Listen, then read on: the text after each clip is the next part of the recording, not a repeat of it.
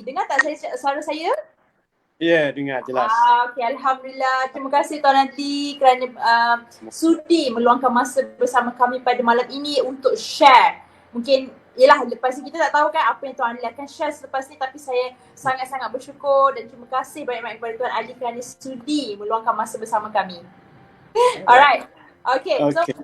nampak muka Tuan Adli pun macam tak sabar nak share apa sebenarnya yang melalui tajuk ini, iaitu branding, bukan satu pilihan. Tapi sebelum Tuan Adli share, mungkin izinkanlah Mel untuk memperkenalkan Tuan Adli serba sedikit. Lepas tu kita akan pergi kepada pusingan pertama dan kedua dan seterusnya ada soalan-soalan yang akan diberikan. Boleh Tuan Adli? Alright.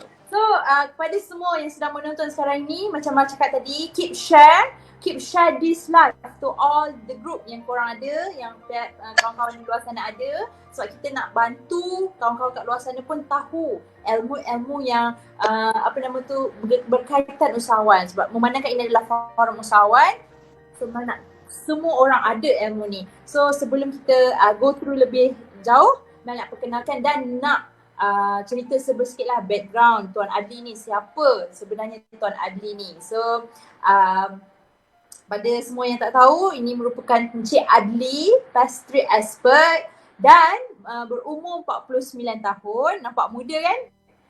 Saya tak, pada permulaannya bila Encik Adli sendiri cakap kepada saya umur 49 tahun tu, saya terkejut lah. Rasa macam baru 40 tahun Encik Adli.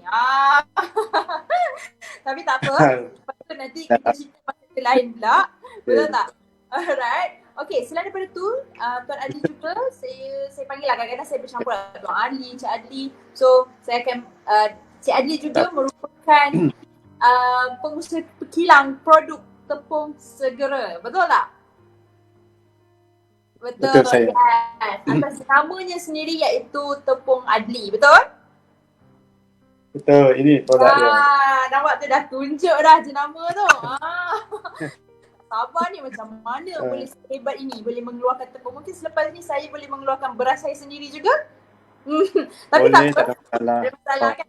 Tapi tak apa, sebelum kita nak teruskan lagi, sikitlah informasi yang saya boleh kongsikan. Memandangkan saya pun student UiTM dan saya pun bangga sebab Cik Adli juga merupakan bekas pelajar UiTM di Fakulti Pengurusan Hotel. Macam dulu mungkin Fakulti Pengurusan Hotel dan Catering, betul tak Cik Adli? Betul saya.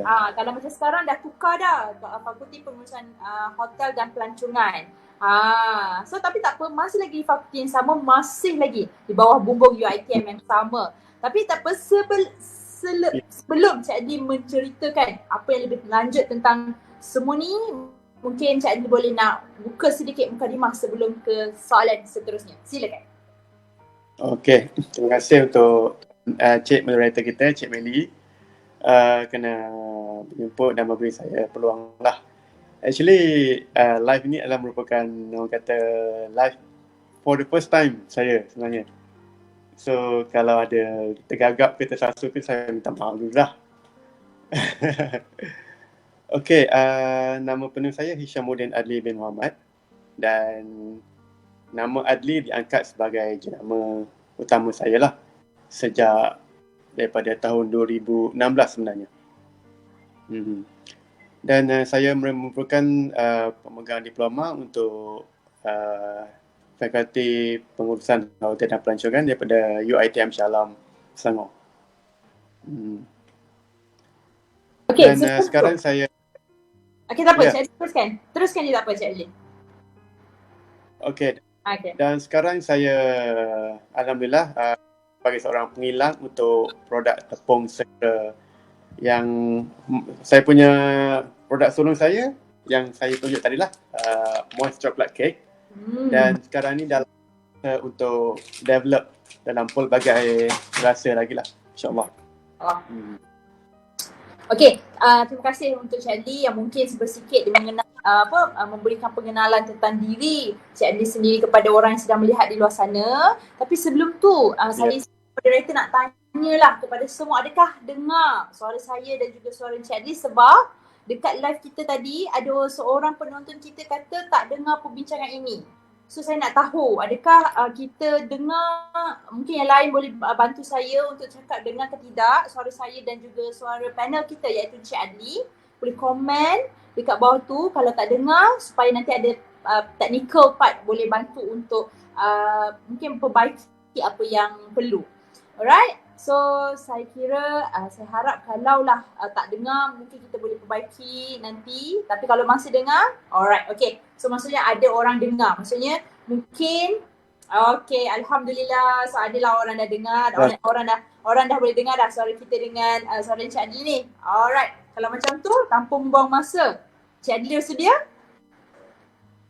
Dah bersedia dah? Dah bersedia, insyaAllah. Alright, saya harap pun kawan-kawan ataupun puan-puan di luar sana, tuan-tuan di luar sana dah bersedia dah untuk mendengar apa sebenarnya forum yang kita nak sampaikan pada malam ini. Mungkin dah boleh ambil pen, dah boleh ambil buku untuk catat mana-mana benda-benda yang penting yang diberikan oleh Encik Adli. Okey, soalan pertama Encik Adli.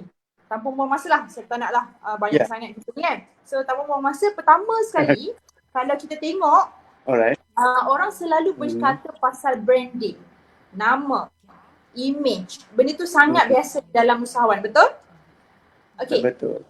Tapi sebenarnya apa yang kita faham ataupun apa yang Cik Adli boleh fahamkan kepada kami semua, apa sebenarnya jenama itu dan apa sebenarnya penjenamaan?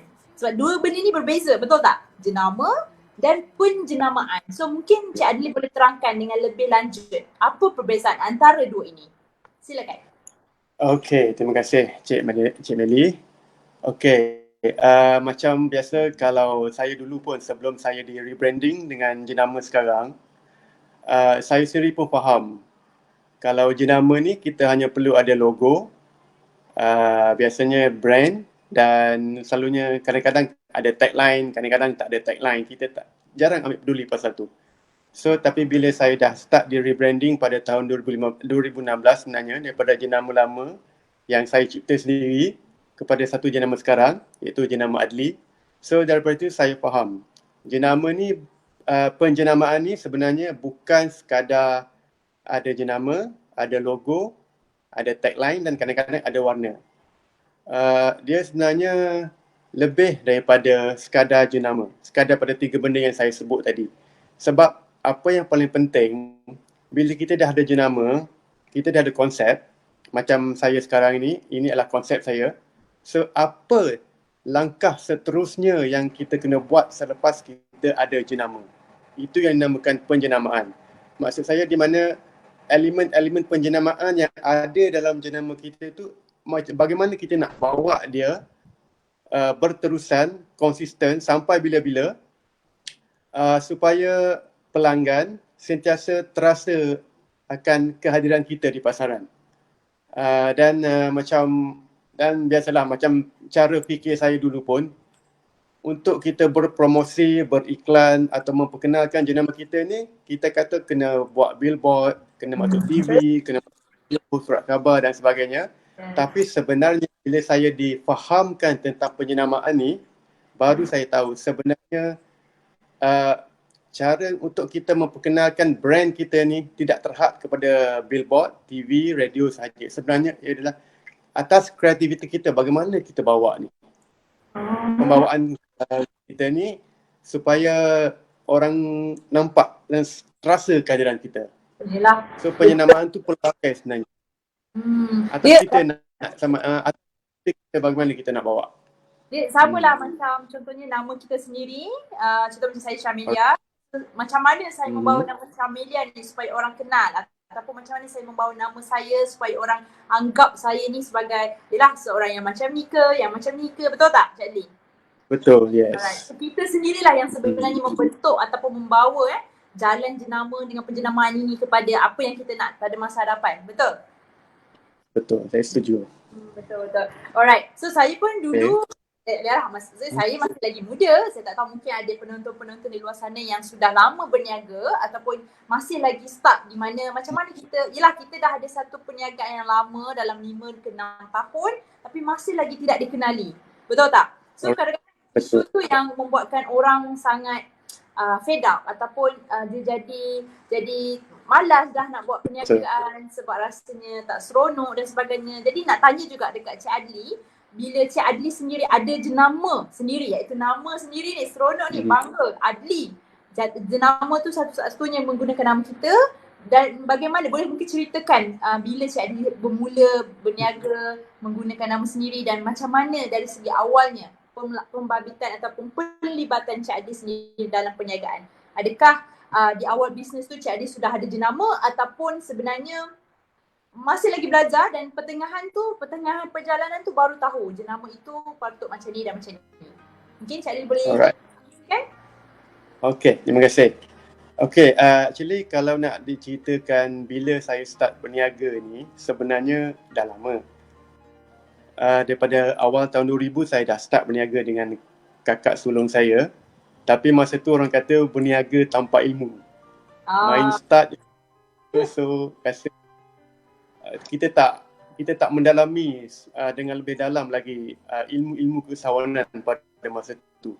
Then buka kedai tutup, ketika semua kan. Tapi saya orang kata saya tetap teruskan menjadi peniaga pasar malam, join expo, belajar cuba nasib dalam online. And then pada yang sama saya cuba cari jenama sendiri sebab bila kita tengok jenama-jenama besar dah ada jenama kan. So kita terfikir macam mana dia orang boleh bawa jenama dan dikenali. So saya cuba create sendiri jenama.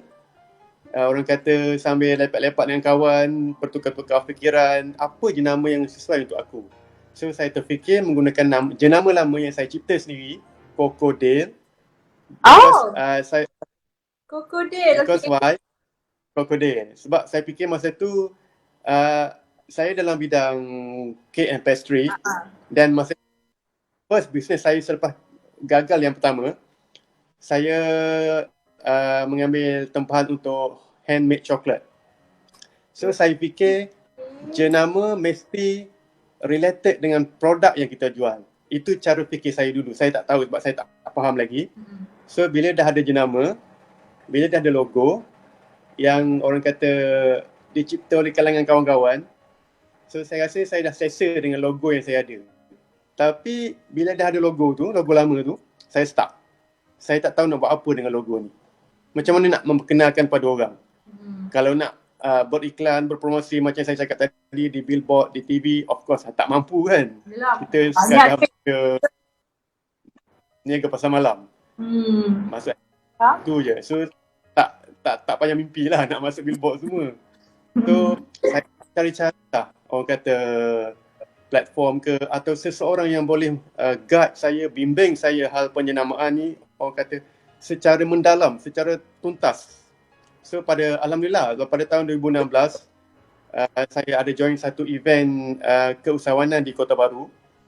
Dan di situlah saya jumpa dengan saya punya pembimbing penjenamaan dan saya mula di rebranding daripada jenama lama kepada yang jenama sekarang yang macam kat belakang ni. Wow. Jenama Adli. Okay. Ya. Adli adalah nama kedua saya. So daripada situlah saya faham cara bagaimana untuk membawa jenama ni. Dan saya faham bagaimana orang kata nak angkat jenama, nak bagi orang kenal, nak bagi orang terasa kehadiran kita, ia akan mengambil masa yang bukan sekejap sebenarnya.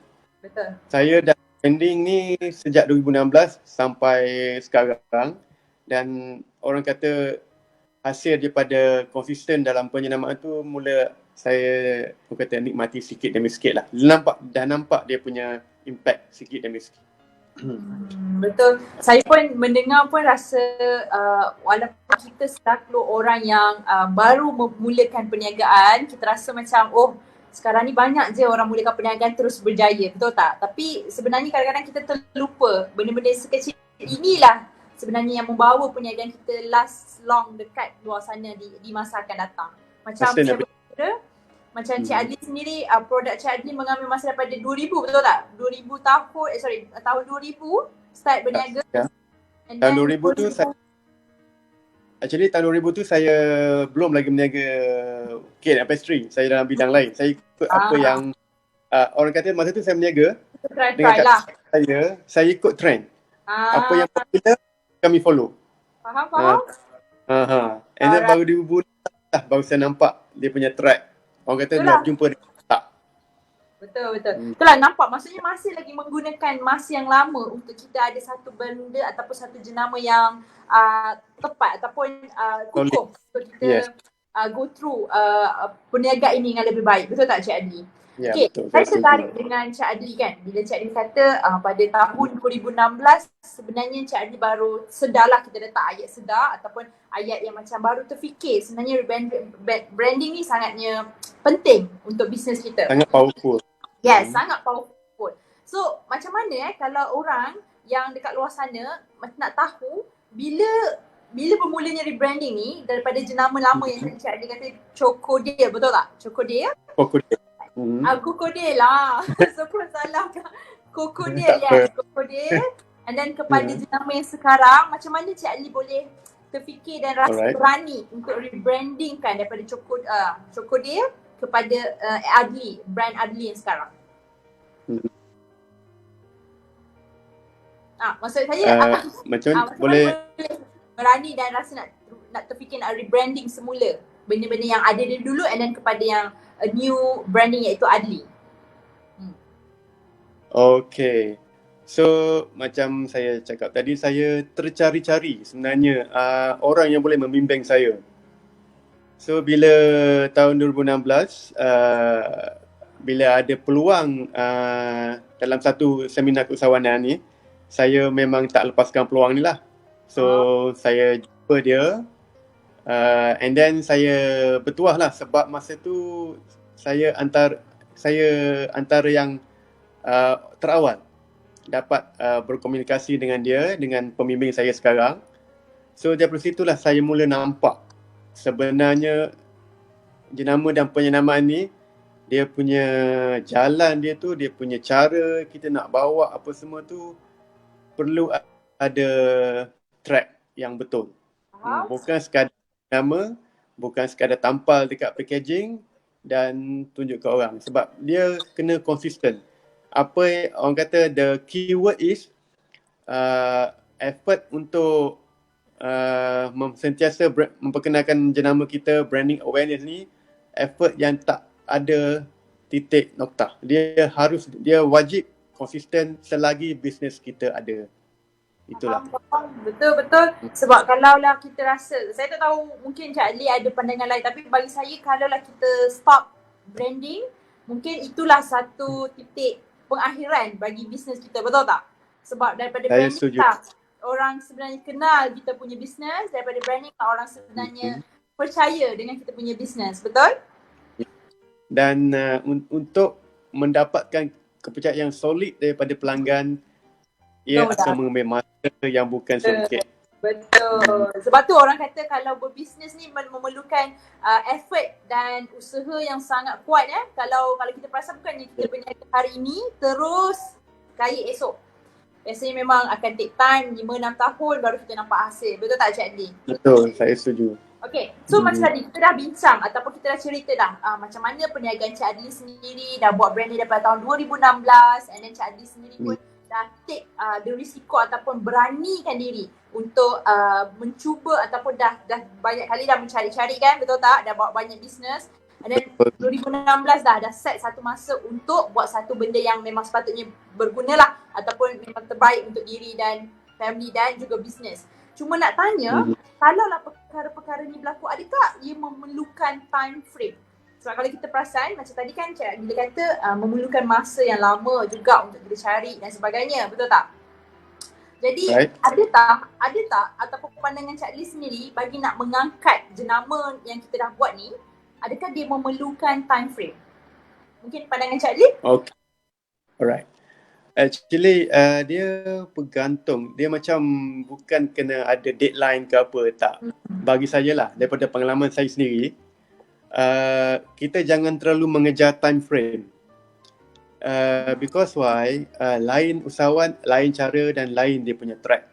Itu bergantung pada cara usahawan itu bawa dia punya bisnes. Yeah. Cuma apa yang penting, kita jangan risau, kita jangan takut, jangan fikir kita kena kejar time frame ke deadline ke whatever. yang penting dia punya keyword ialah konsisten dan kreatif. Cara kita bawa brand tu bagaimana. Kalau kita bawa dengan cara yang lagi pelik, yang lagi unik, lagi cepat orang ingat. Ya. Macam Sebab saya tu, sendiri, ya. tak, mungkin saya nak tambah sikit. Mungkin sebab tu sekarang ni kalau kita perasan banyak sangat orang buat marketing kat luar sana yang cara viral, cara sedikit pelik-pelik dan sebagainya sebab semata nak dapatkan branding tu cepat naik. Betul tak? Betul. Tapi itulah kadang-kadang bila kita tengok dalam social media, dalam Facebook terutamanya, dalam YouTube ke whatever, ada yang usahawan yang jenis macam tak begitu menjaga sangat dia punya etika, dia punya peradaban semata-mata untuk mendapatkan perhatian cepat. Saya rasa saya kurang setuju dengan cara dia. Because apa? Bagi saya, bila kita buat dengan cara yang begitu, sebenarnya dia akan membuatkan brand kita dan kita sendiri sebagai owner nampak murah. Betul. Saya sedikit setujulah walaupun saya bukanlah usahawan yang macam Cik Adli, tapi saya pun selaku pengguna atau pembeli ataupun pernahlah melihat karakter-karakter penjual-penjual ataupun peniaga di luar sana yang menggunakan taktik sedemikian rupa. Saya rasa kita mungkin cuba untuk mendapatkan perhatian, tapi disebabkan perhatian daripada netizen ni, benda-benda yang pelik ni lah mereka suka. Sebab itulah itu antara salah satu cara yang ditiru oleh peniaga-peniaga di luar sana. Tapi betul, saya bersetuju dengan Cik Adli sendiri. Sebab kalau kita perasan, kalau tak tahu, bagi saya tak tahu pendapat Cik Adli, tapi bagi pendapat saya sebenarnya branding yang macam ni lah sebenarnya tidak kekal lama. Kalau kita perasan. Yes, betul. Setuju. Dia macam sekejap je naik, viral sekejap je ataupun orang ingat sekejap je, lepas 2-3 bulan orang dah nampak orang yang baru lah pula. So orang dah tak cari lah branding kita, kecuali branding kita betul-betul branding yang memang memberi kualiti, yang mana memang bermanfaat kepada orang ramai. Itu yang orang akan cari walaupun tak popular. Betul tak? Betul. Branding brand yang memberi value kepada orang sebenarnya. Betul. Sebab tu lah ramai lah kat luar sana sebenarnya kena, kalau saya rasa kena berguru dengan lebih lagi. Kalau orang kat luar sana kan yang baru berniaga, yang adalah orang-orang yang berniaga yang memang menggunakan nama semata-mata untuk naik. Itu sebenarnya, yelah, kesianlah orang yang betul-betul berniaga and letak effort bertahun-tahun tapi masih lagi tidak mampu mengembangkan hanya kerana benda-benda macam ni. So itulah, saya nak ingatkan pada kawan-kawan yang sedang menonton, banyak sangat ilmu tadi yang Cik Adli dah kongsikan. Jadi mungkin boleh share lagi banyak-banyak kat kawan-kawan yang mungkin sedang menghadapi masalah ataupun yang mungkin cari-cari lagi macam mana nak brandingkan bisnes. Lagi-lagi PKPB ni tak banyak sangat benda yang kita boleh buat, tapi dalam masa yang kita nak menjaga antara satu sama lain, why not kita share kan live ni kepada kawan-kawan di luar sana. Alright, Cik Adli, kita ada lagi banyak soalan ni. Boleh kita teruskan? Alright. Boleh, saya tengok macam mana. Alright. Okay, Cik Adli. Soalan sebenarnya kita dah sampai soalan yang kelima dah ni. Alright. Sedap. So, tak apa ya? Okay. So, Zika tak sedar. Betul lah, Zika tak sedar. Kita dah sampai soalan kelima yang memang sebenarnya nak tanyalah personally kepada Cik Adli. Apa sebenarnya yang mendorong Cik Adli untuk buat rebranding semula daripada Crocodile kepada Adli tersebut? Perkara yang paling kuat yang sebenarnya mendorong Cik Adli sendiri untuk rebranding your own jenama. Okay. Sebab sebenarnya daripada dulu lagi saya tercari-cari sebenarnya cara yang betul, cara yang orang kata yang tepat. Bagaimana jenama-jenama besar tu boleh, orang kata boleh terkenal, boleh consistent, and then logo diorang pun cantik, tagline diorang pun menarik, warna semua tu kan. So saya terus cari orang yang saya rasa boleh bimbing saya. And then ambil masa lama sebenarnya saya mencari.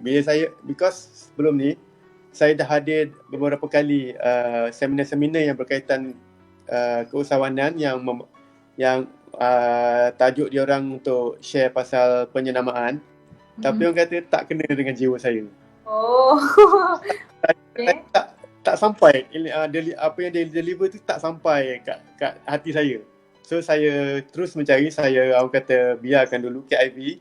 Saya terus cari-cari dan bila saya dah jumpa, then sebab saya tahu branding ni adalah benda yang sangat powerful, orang kata untuk jangka masa panjang. Mau tak mau, saya kena cari seseorang yang boleh bimbing saya untuk saya berada di satu tahap mengikut pencapaian saya. Betul. So saya sanggup, saya beranilah, bukan saya sanggup, saya berani orang kata invest dalam branding ni sebab saya tahu untuk jangka masa panjang saya akan mendapat ROI-nya balik. Saya tak kisah walaupun ambil masa yang lama untuk dapatkan balik ROI tu, tapi yang penting brand saya mula dikenali dan mula kepercayaan daripada orang ramai. Itu yang penting. Betul. So bila saya sebenarnya sedikit selut dengan Cik Ali sendiri apabila Cik Ali kata sanggup invest. Sebab tak semua dekat orang luar, berniaga-berniaga di luar sana sanggup untuk invest.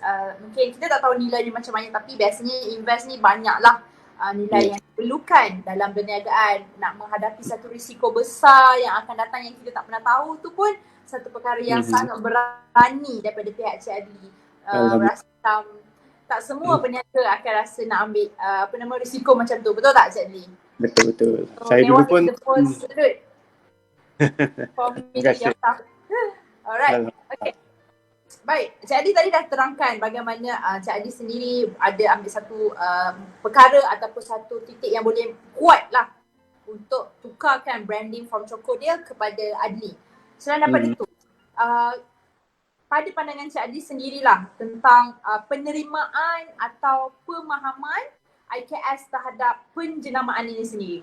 Sebab kalau kita tahu kan, macam saya cakap, tak semua orang faham dan tak semua orang rasa benda ni penting untuk masa sekarang. Ataupun mungkin akan datang nak buat bisnes rasa, oh belum kot, marketing yang penting. Tapi sekarang ni macam mana bagi pendapat Cik Ali? Okay, saya suka soalan ni. Dan kebanyakan soalan ni ditanya oleh rakan-rakan usahawan lain lah. Okay, macam saya sebenarnya sebagai core business saya ialah dalam bakery and pastry. Tapi pada masa yang sama saya juga adalah seorang pembimbing dan penasihat penjenamaan untuk IKS dalam buat masa sekarang saya hanya fokus dalam bidang food and beverage. Oh, okay. Okay, so actually sejak tahun 2016 sehingga tahun lepas sudah hampir 40 bandar saya dan tim saya orang pusing satu Malaysia termasuk Sabah Sarawak untuk berkongsi hal di seluruh Malaysia lah. Masa tu di bawah anjuran Pharma dan Kementerian Pertanian. So daripada situ saya nampak sebenarnya IKS kita ni masih terlalu longgar dalam bab penjenamaan. Pendedahan pada branding ni masih terlalu rendah. Sebab bila di 40 bandar yang kita pergi pusing tu, biasa peserta dalam 30 orang, 40 orang. Selepas 2 hari seminar, hanya seorang dua saja yang praktis apa yang di-share oleh pembimbing kami. Oh, okay. Kenapa macam tu? Kenapa betul tidak terlalu efektif kepada orang-orang yang datang dan sebagainya? Okay, mungkin kerana mereka masih kurang faham tentang bahawa penjenamaan ini sangat-sangat powerful. And then keduanya mungkin mereka rasa tak sanggup untuk atau tak bersedia untuk orang kata melakukan effort jangka panjang untuk memperkenalkan jenama ni. And then sebenarnya itulah memang sebenarnya saya agak terkilan sebab dalam ramai-ramai peserta yang hadir di setiap event yang kami pergi, boleh dikatakan seorang atau dua orang saja yang keep in touch dengan kita orang dan share apa yang dia buat. So hanya seorang dua saja yang mempraktis benda ni. Dan selebihnya mereka macam masih tak nampak ataupun kurang faham lagi lah tentang bagaimana nak bawa jenama ni. And then sebenarnya saya membawa jenama Adli ni, saya menggunakan pendekatan lautan biru. Blue Ocean Strategy. Kalau Dan- lah Cik Adli mungkin boleh kongsikan apa sebenarnya Blue Ocean Strategy tu, mungkin lagi Alright. manfaat ke kawan-kawan kita yang sedang melihat sekarang. Okay. Strategi Lautan Biru ataupun Blue Ocean Strategy ni, dia sebenarnya mendidik usahawan untuk orang kata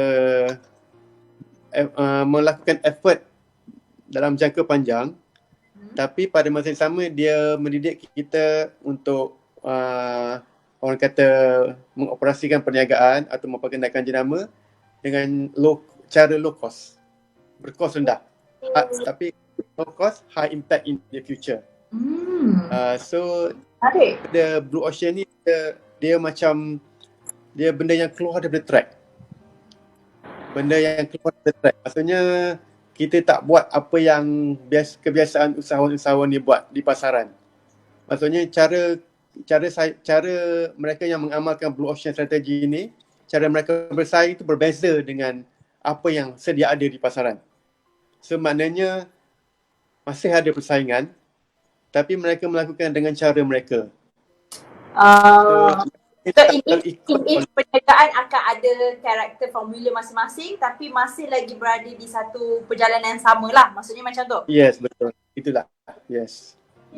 Tapi sebenarnya Cik Ali, kalau kita tengok lah kan, mungkin saya ambil sikit lah daripada perniagaan Cik Ali, iaitu tepung segera. Kita perasan kan, banyak je sebenarnya jenama-jenama kat luar sana, betul tak? Betul. Okay, saya pun dah lupa tiba-tiba jenama-jenama tepung kat luar sana, tapi tak apa, maksudnya nak ceritakan banyak je jenama-jenama kat luar sana tu yang sedang go seiring dengan jenama Cik Ali juga, betul? So macam mana Cik Ali sebenarnya maintainkan supaya kekal boleh bersaing, kekal boleh berada di dalam pasaran dan boleh kekal relevan dan diterima oleh customer-customer di luar sana?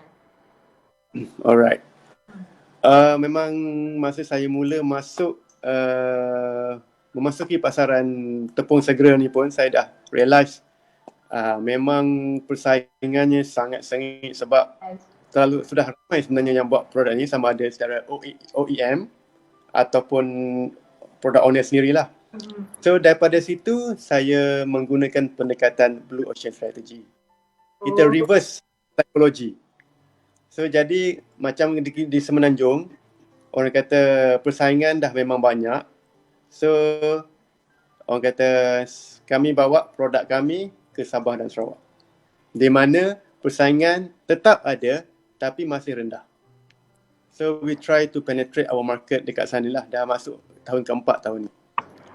Dan alhamdulillah penghantaran pertama kami ke sana pada tahun 2017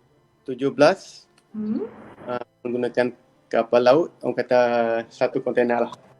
Oh wow, besar itu merupakan satu pencapaian yang saya rasa aku ni bermimpi ke? Yes, saya masih rasa saya rasa macam tu. Ya Allah, bermimpi ke aku ni hantar barang menggunakan satu kontainer ke Sabah dan Sarawak. Oh my god. Wow. Tak pernah saya bermimpi ni. Memang tak pernah. Itu dah salah satu orang kata impact daripada kita konsisten dalam branding. Alhamdulillah.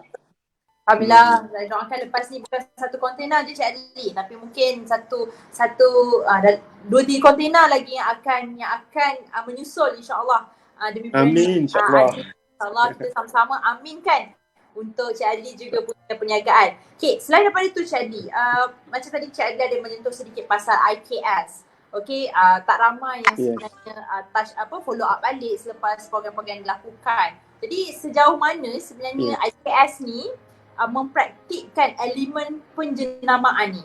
Adakah Cik Adli rasa sebabkan orang-orang yang baru belajar dia macam seorang bayi yang baru lahir, tak tahu apa-apa, so kita ajar mereka, betul?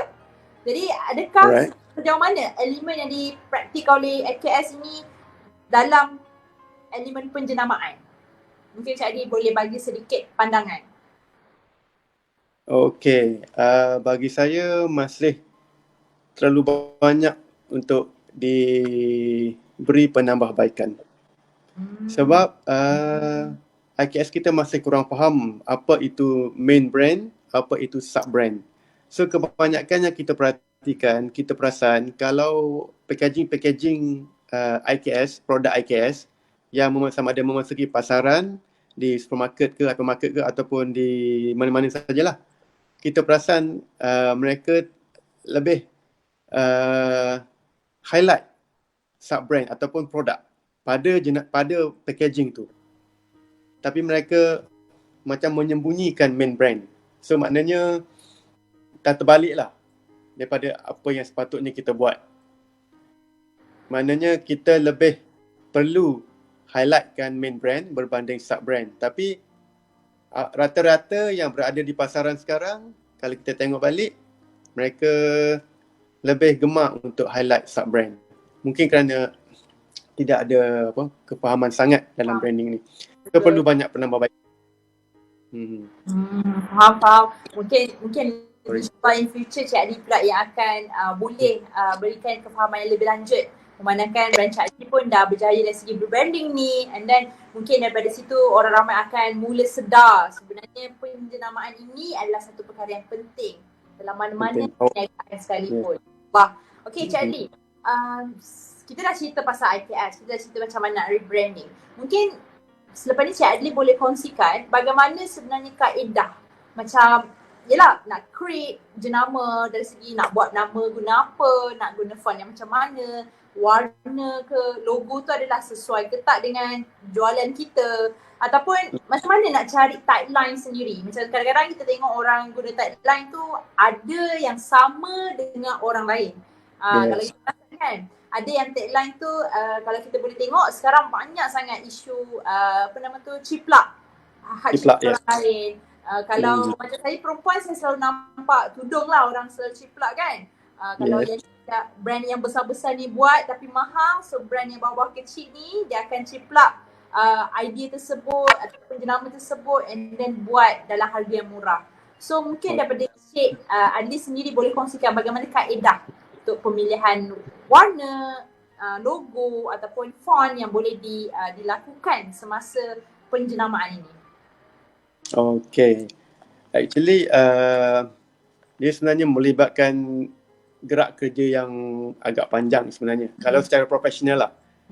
Tapi apa yang saya boleh share kat sini, kalaulah seseorang IKS tu masih belum mampu untuk bayar yuran dengan konsultan yang orang kata ada branding consultant yang expert dalam branding. So actually kita boleh create sendiri. Macam sebab apa yang penting, satu main brand tu dia tak boleh ada makna dalam kamus. Satu-satu jenama. Yes, tak ada makna dalam kamus. Ini baru saya first time tahu. Itu dia punya tip lah. And then yang kedua, kita tak boleh menjuruskan nama brand tu kepada bisnes yang kita jalankan. Dia mesti orang kata natural. Okay. Habis tu macam mana pula dengan orang luar sana kan sekarang banyak sangat jual, contohnya macam jual minuman. So dia letak haus. So benda tu nampak haus untuk minuman. Kan contohnya ada lagi brand-brand yang sedikit yang memang menjurus kepada benda yang mereka jual. Adakah benda tu boleh dilakukan? Sebab macam tadi saya macam tertarik lah dengan Cik Lee kata tak boleh kan nama-nama tu menjurus kepada bisnes yang kita buat. Okay, macam contoh house di sedahaga kan. So kadang-kadang kita boleh, kalau kita pandai berkreativiti dengan perkataan tu, kita macam ubah ejaan ke apa ke sikit yang dah bila kita tengok dah tak ada makna dalam kamus. Itu mungkin dia boleh. Yes. Macam contoh ada satu usahawan Cik Lee daripada Kedah yang usahakan produk skincare. Okay. Dengar ke? Dengar. Orang usahawan daripada Kedah daripada Kedah yang usahakan produk skincare yang berasaskan bahan-bahan semula jadi ni, dia menggunakan brand natural sebenarnya. Tapi dia ubah ejaan tu kepada satu nama yang kalau kita eja memang tak ada dalam kamus. Jadi daripada perkataan natural diubah kepada natural, NATUWREL. So memang dah tak ada makna dalam kamus. So itu benda-benda macam tu boleh digunakan. So yang penting jangan ada makna dalam kamus, tidak menjurus kepada produk yang kita jual. Sebab kalau kita pilih jenama yang ada makna dan menjurus kepada apa yang produk kita jual, bila kita nak register dengan MyIPO, di situ akan ada masalah. Di mana kebiasaannya MyIPO akan menolak, membantah jenama tu. So tak boleh didaftarkan lah. So, faham. Kalau It's new for me. Mungkin ada juga yang dekat luar sana. Benda baru bagi saya dan juga mungkin kawan-kawan dekat luar sana yang sedang melihat. Sebab selama ni saya berfikiran semua nama pun boleh letak. Tak ada kisahlah letak dalam kamus ke, ada dalam kamus ke boleh letak. Tapi bila Cik Ali terangkan, saya baru macam, oh okey, baru tahu. Dan mungkin ada juga kawan-kawan kita kat luar sana yang baru tahu juga. Terima kasih Cik Ali untuk ni. Yes, sebab itulah bila kita guna satu jenama yang menjurus pada, katalah kita macam saya jual makanan. Saya nak letak nama sedap. So itu confirm MyIPO akan tolak. And then kedua, bila kita katalah pada satu masa kita nak expand business kita dalam bidang yang berbeza. So takkan, katalah contoh kita nak buka kedai basuh kereta. Takkan nak guna nama sedap. Sedap car wash, tak pelik kan bunyi. So dari situlah kita kena cari satu jenama yang boleh dipakai untuk semua jenis bisnes. Contoh macam Sunny Hotel. Ada Sunny Hotel, Sunny Bus, Sunny Wedding, and so semua guna perkataan Sunny. So dari situ kita dah jimat dari segi masa, dari segi perbelanjaan untuk mempromosi setiap kali ada jenama baru. Sebab kita masih baru, orang belum kenal dan jenama kita masih belum established. So kita tak boleh ikut apa yang Nestle buat. Sebab Nestle adalah corporate brand. Tak sama dengan kita. Bukan kita tak boleh jadi, tapi belum masanya. Betul lah. Ambil masa yang lama lah untuk kita menjadi hebat Nestle kan, betul tak? Yes, betul. Alang-alang kan, Cik Adi dah sebut Nestle. Kan adalah saya nak tanya kan, macam tertanya. Adakah rasanya jenama IKS boleh diberi nilai sebegitu tinggi seperti mana brand-brand macam McDonald ataupun macam Nestle dan macam-macam lagi? Saya pun suka soalan ni. Okey, bagi saya tak mustahil. Sebab kalau kena cara kita bawa brand kita, betul track dia dan kita serius dalam menaikkan value brand kita secara konsisten, tak mustahil satu hari nanti brand kita boleh selevel dengan brand-brand yang sudah established sekarang. Cuma kita kena bear in our mind, benda-benda macam ni akan ambil masa yang agak lama dan effort yang berterusan sampai bila-bila lah. Betul, saya setuju sangat Cik Ali. Sebab sebenarnya dia tak kisahlah brand apa-apa pun. Sebab daripada dulu pun kalau kita tengok macam tadi kita bagi contoh McDonald. Sebenarnya McDonald pun bermula dengan satu outlet yang sangat kecil. Sangat kecil. Dan kalau kita tengok brand-brand sebelum ini, Microsoft, brand apa lagi? Adalah Google tak silap saya, dia pun bermula daripada parking satu Porsche character yang saya pernah cakap. So sebenarnya kalau kita betul-betul brandingkan brand kita and then betul-betul mengikut jalan yang betul, jadi besar seperti sekarang yang diketahui oleh seluruh dunia, saya rasa semua orang ada peluang sebegitu rupa. Ada.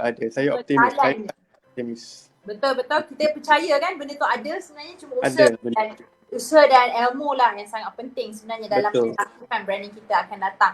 Baik, Cik Ali, kita sebenarnya ada lagi beberapa minit je untuk live sebab kita dah banyak dah sangat ni bercerita macam-macam. Cik Ali dah cerita pasal IKS, Cik Ali dah cerita pasal macam mana sebenarnya branding ni sangat penting untuk bisnes. So saya nak bagilah dalam last 2 soalan lagi, and then kalau ada sesiapa yang nak bertanya boleh tanya sekarang sebab kejap lagi kita kita nak end live. So lepas dah end live dah kita tak boleh tanya dah. So kita tanya sekarang, nanti saya akan pick soalan-soalan tu untuk kita tanya dekat Cik Ali sebelum kita habiskan live kita pada malam ini. So siapa-siapa yang tanya, tuan-tuan, puan-puan kat luar sana, bolehlah terus tuliskan apa sahaja soalan tentang branding. Mungkin sekarang ni tengah mengalami masalah dalam bisnes ke, macam mana nak branding ke, selama 10 tahun berniaga orang tak kenal ke, dan tanyalah. Alright, okay Cik Ali, saya nak tanya sementara kita tunggu kawan-kawan yang lain nak bertanya. Mungkin macam tadi saya ada sebut, ada banyak sangat kan sekarang ni situasi orang meniru jenama orang lain. Semata-mata nak kaya cepat, nak dapatkan perniagaan lebih untung sebab dalam harga yang murah. Jadi macam mana sebenarnya nak lindungi perkara-perkara ini daripada terjadi? Okay, so memanglah diakui sangat dan sebenarnya saya pun tak happy dengan situasi ini. Betul? Banyak usahawan-usahawan IKS meniru konsep jenama-jenama yang memang dah establish di pasaran di dunia lah sebenarnya. Betul. Setengah tu tanpa mengambil peduli risiko di saman. Sebenarnya masih ramai yang tak tahu. Katalah sebagai contoh, kod warna, bentuk font, size font, itu pun diorang kadang-kadang dah trademark benda tu. Bukan setakat gambar logo saja yang di trademark. Kadang-kadang warna, size font, kod warna, benda-benda tu kita kena ambil cakna. Sebab dibuatnya kalau kita tiru dan terkena kod warna yang sama, mereka ada hak untuk saman. So yang paling penting, kita jangan curi kreativiti orang lain. Itu sangat-sangat tidak adil sebenarnya. Sebab mereka menghabiskan wang yang sudah terlalu banyak, masa yang terlalu banyak digunakan untuk menaikkan jenama mereka. Dan kita senang-senang nak tiru. Orang kata tak adil lah kan. Baik, okay, Encik Adi, kita ada soalan di live kita sekarang ni. Okay, sebelum saya teruskan dengan soalan saya rasa saya nak fokuslah pada soalan penonton yang mungkin kali ni dia nak bertanya pada Encik Adi. So, macam tadi saya ada dapat satu viewers ni dia cakap, baru juga tahu ni, selama ni ingat brand mesti berkait dengan benda yang nak dijual. Jadi bagi dia kata ini adalah info yang menarik sangat. Sebab macam saya pun saya tak tahu. Selama ni saya ingat kalau contoh saya nak jual tahu bergedil, saya letak je tahu bergedil. Senang lah kan? Seorang tahu. Itu sub-brand sebenarnya. Itulah, sebab selama ni kita banyak dimomokkan dengan perniagaan-perniagaan macam tu kalau kita perasan. Tapi tak apa, ini adalah satu benda yang baru untuk kawan-kawan kita juga. Selain daripada tu, ada satu soalan ni yang saya tertarik. Dia bertanyakan pada Cik Adli, adakah branding ini penting untuk personal atau company? Silakan, Cik Adli. Okay. Bagi saya, dua-dua penting. Dua-dua sangat penting. Dia bergantung. Macam kalau personal branding tu, tak semua perniagaan perlu ada personal branding. Macam saya perlu. Sebab saya muncul di depan pelanggan, audience. Because bila kita buat kelas baking, berkongsi tentang dunia bakery and pastry, so saya kena buat personal branding. Tapi tak semua jenis bisnes sesuai untuk buat personal branding. But branding untuk produk wajib. Wajib dalam sistem seorang usahawan lah. Sebab benda ni MyIPO tak wajibkan untuk kita register jenama kita. Ia satu pilihan. Tapi sebaiknya orang kata register lah. Alright, so itu soalan daripada Cik Hafira Zainal. Saya haraplah pun terima kasih atas soalan dan saya harap Cik Ali pun telah menjawab soalan yang telah diberikan sebentar tadi. And then ada satu lagi Cik Ali, soalan daripada Cik Muhammad Zainuri Muhammad. Beliau bertanyakan iaitu brand adalah promises seller kepada customer. Boleh komen? Promise? Brand adalah promise seller kepada customers. Boleh komen? Alright. Memang betul. Jenama dan penjenamaan adalah sebenarnya tentang bagaimana kita deliver janji kita pada pelanggan. Sama ada dari segi value, quality dan apa saja yang kita janjikan dalam brand kita. Maknanya ialah tentang deliver our promise dan pada masa sama menaikkan value produk dan pengguna mendapat pelbagai value daripada produk kita, daripada hasil penjenamaan tu. Maknanya brand ni dia pelbagai. Salah satunya adalah bagaimana kita sentiasa menjaga untuk kita sentiasa deliver our promise. Ya, ibarat janji yang diberikan agar kita boleh tepati kepada pelanggan kita, betul tak? Yes. Ya. Dari segi kepuasan dan semualah.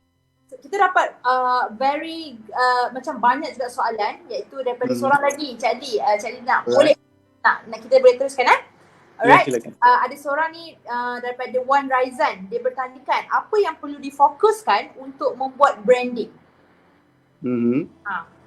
Apa yang perlu difokuskan? Yes, untuk membuat branding. Macam tadi kita ada ceritakan macam mana kita tadi Cik Adli ada share kaedah, mungkin boleh start dengan logo, font dan sebagainya, betul tak? Tapi mungkin Wan Raizan nak secara spesifik, apa sebenarnya yang kita boleh fokuskan utama untuk dalam membuat branding sesuatu perkara tersebut? Yang paling penting, apa konsep kita? Konsep tu yang penting. Sebabnya kalau secara profesional, sebelum kita mencipta satu-satu jenama tu, salah satu benda yang penting ialah cara kita bagaimana kita nak buat brand storyline. Daripada brand storyline itulah kita boleh nampak apa hala tuju kita selepas itu, apa konsep yang akan kita terapkan dan macam-macam benda-benda lain dari segi apakah warna, size, font dan semua. Tapi apa yang penting ialah brand storyline dan konsep. Itu yang penting. Daripada situlah kalau kita kembangkan lagi pada benda-benda yang lain. Macam cara nak cari main brand, nak tentukan size font dan warna tu semua adalah satu orang kata gerak kerja dalam tim yang memerlukan masa yang agak panjang jugalah. Macam contoh brand Adli sendiri, tak siap dalam tempoh seminggu dua, hampir 7 bulan. Lama tu Cik Adli. Yes. Tapi betul lah sebenarnya, saya pun macam saya pernah kata dulu, saya pun pernah terlibat dalam pembuatan maksudnya bisnes, and then saya pun nampak macam mana kita nak memikirkan satu font tu je mengambil masa berhari-hari, nak memikirkan logo pun mengambil masa, takutlah tersama, takutlah meniru, takutlah tidak sesuai dengan bisnes yang dilakukan. Jadi kat situ sebenarnya dah mengambil masa terlalu banyak. Jadi macam yang Cik Ali kata, sebab itulah kita sebenarnya kena hargai brand orang lain. Jangan suka tiru dan sebagainya. Benda tu yang akan runtuhlah hati orang-orang tu, sebab dah banyak spend masa untuk buat branding tapi orang curi begitu sahaja. Betul tak? Dia macam ni sebenarnya. Saya nak selit sikit. Boleh. Kita sebagai brand owner, business owner, sebenarnya mencipta jenama, mencipta logo, mencipta konsep pada logo tu bukan kerja kita sebenarnya. Ia adalah kerja seorang graphic designer. Okay. So maknanya katalah saya nak cipta logo. Dalam kepala otak kita dah tahu apa kehendak kita kan. Kita produk kita apa, bisnes kita apa. So kita buat brand story, kita je cerita dekat graphic designer tu apa keperluan kita, apa kehendak kita. Tapi yang menggarapkannya, yang membentukkannya, yang menterjemahkannya dalam bentuk visual, dalam bentuk rekaan semua tu sebenarnya adalah tugas seorang graphic designer. So, kalau macam kita nak buat semua benda, orang kata tak tercapai di akal. Betul. Yes. Tak terfikir pun sebenarnya nanti. Habis lah, tak start bisnes pun nanti. Itulah. Alright, okay Cik Ali, kita pun dah hampir ke suntukan masa, sebab mana kita tadi pun bermula lambat dan kita pun dah habis dah pun. Jadi mungkinlah sebagai penutup, saya kira viewers pun nak tahu, dah banyak dah tahu tadi, dah banyak dah share tentang perniagaan Cik Ali sendiri, sama-sama pengalaman Cik Ali sendiri. Mungkin Cik Ali boleh bagikan sedikit nasihat ataupun apa sahaja yang Cik Ali mahu orang semua tahu tentang betapa pentingnya penjenamaan ini. So mungkinlah Cik Ali boleh bagi nasihat sedikit kepada orang di luar sana yang mungkin baru lagi dalam perkara ini. Silakan. Okey, terima kasih. Okey, apa yang penting dalam kita mencipta jenama dan penjenamaan ni, perkara pertama yang paling penting, kita jangan sesekali meniru konsep dan jenama orang. And then yang kedua, bila dah ada jenama, effort untuk branding awareness tu tidak ada nokta berhenti. Kita kena teruskan, dia punya keyword ialah konsisten. Kita kena konsisten, kena teruskan dalam apa cara sekalipun. Dan kita tak boleh malu untuk berkreatif dalam mengangkat jenama kita. Contoh macam saya sendiri, di awalnya dulu, untuk memang agak segan jugalah untuk berpakaian macam ni, untuk muncul di khalayak ramai. Tapi orang kata, saya belum, perniagaan saya belum mampu untuk mempromosikan jenama billboard yang mahal. So, saya gunakan pendekatan dan kreativiti macam ni. Saya muncul di khalayak ramai di event-event, keusahawanan, even naik kapal terbang pun saya. Sebab dari sini saya dah mencuri orang dan daripada sini saya start kenalkan diri saya. Yang paling penting, nasihat saya kepada semua dan saya juga, business card jangan sesekali ditinggalkan. Ini adalah marketing tool yang sangat powerful in the future. Pergi mana wajib bawa benda ni. Itulah pesanan saya. Wow, betul. Yeah. Tapi tadi saya nampak tadi awal-awal tadi Cik Adli ada tunjukkan kan produk Cik Adli ni. Mungkin Cik Adli boleh tunjukkan sekejap produk yang tadi Cik Adli tunjukkan tu. Mungkin kat luar sana nak tengok ataupun mungkin selepas ni nak beli. Nak beli sekaligus. Okay. Pada dengar dan cakap ni. Boleh tidak? Produk jatuh bawah kejap. Boleh, tak ada masalah. Sebagai penutup kita kan. Okay, inilah sebenarnya produk sulung saya. Moist chocolate cake. Tapi premix lah. Dan inilah produk pertama yang dihantar ke Sarawak menggunakan kapal. Wow, that was cool. Alhamdulillah. Alhamdulillah. Saya berjaya tadi yang Cik Adli tak percaya kan, betul tak? There was a successful things. Alhamdulillah. Alright. Okay, terima kasih Cik Adli. Terima kasih banyak-banyak daripada pihak saya, pihak semualah yang sedang menonton pada hari ini, pada malam ini. Sebab saya rasa ramai sangat yang telah dapat pelbagai ilmu yang mungkin tak disangka-sangka selama ni. Kita rasa benda ni macam ni je. Tapi sebenarnya lagi complicated dan sebenarnya lagi banyak lagi yang kita tak tahu. Sebab tu orang kata kalau kita mencari ilmu, kita dengar ilmu, sebenarnya makin lama kita dengar, makin lama kita rasa kita tak berilmu pun sebenarnya. Betul tak? Jadi saya nak ucapkan terima kasih sekali lagi pada Cik Adli kerana kesudian di atas masa yang telah diberikan, ilmu, sharing, apa lagi, pengalaman yang telah diberikan yang amat berguna untuk orang-orang di luar sana. Dan terima kasih juga kepada semua yang menonton pada malam ini. So saya selaku moderator pada malam ini nak ucapkan minta maaf lah pada Cik Adli juga, khususnya kalau saya ada terlepas kata-kata ke ataupun tak terbaca ke soalan-soalan mana yang ada soalan tu saya tak terbaca ke, saya minta maaf sangat-sangat. Cuma kita boleh PM saya. Yes, boleh DM Cik Adli direct untuk tanya apa sahaja tentang penjenamaan. Alhamdulillah. Allah. Okay, alright. Okay. Kalau macam tu, terima kasih. Saya rasa sampai di sini sahaja live kita pada malam ini.